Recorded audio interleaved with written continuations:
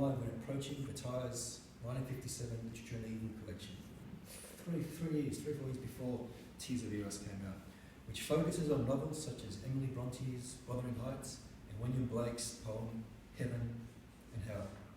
At the birth of the modern world and the romantic reactions to its excess, where Nietzsche notes the abnegations of Christianity are preserved, in the same old ascetic ideal but streamlined now its religious exteriors, its guise and masquerade, to quote what he actually says, into a purer, more rationalised form. We dispense with all the fancy metaphysical beliefs about gods and angels and afterlives, but keep the values, just streamline it. Which sounds like an improvement, right? Because we don't have to believe in the whole reincarnation or etc.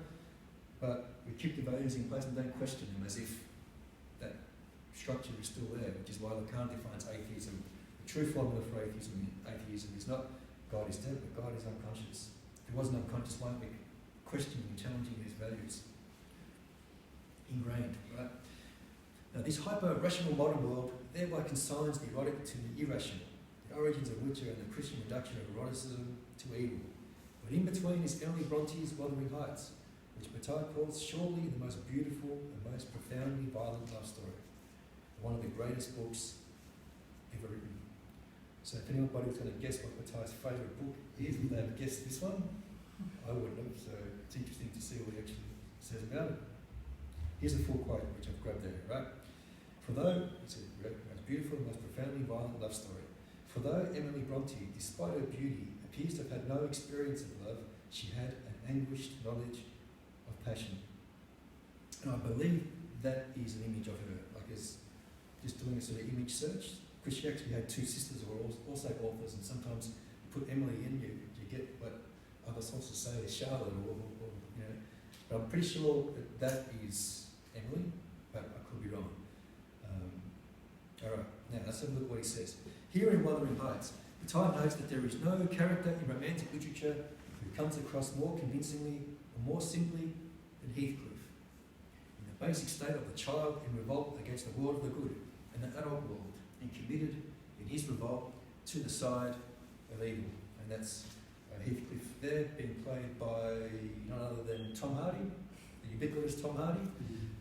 This is in a BBC television make of it, so, which is free on YouTube if you want to it's not a great work of art, but it is just a little bit of mind candy if you want to watch along while you're reading Bataille's chapter on Brontë, if you don't have time to read the whole Wuthering Heights as long as the whole of everything else right now.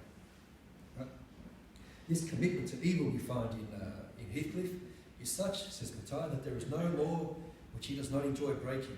And Bataille cites the 1955 study of Jacques Landel to compare Heathcliff's speech to executioners in Desart's Justine, where the act of destruction is valorised to yield a divine, sensual ecstasy like no other, and at the very least, Heathcliff would add, to treat oneself to an evening's amusement, which is how he describes his tortures. He'd like to inflict on people who have wronged him in the past.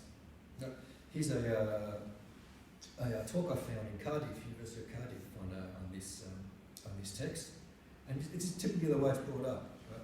When Wuthering Heights was first published in 1847, one reviewer remarked, "The reader is shocked, almost sickened by details of cruelty, inhumanity, and the most diabolical hate and vengeance." So is the conclusion going to be, let's ban it, let's burn it? No, the conclusion is, we strongly recommend all our readers who love novelty to get this story. We can promise that they have never read anything like it before. So there's this excitement, you want evil and violence, and but why? Right? Where's this demand for evil literature coming from? This is what Bataille is trying to solve, right?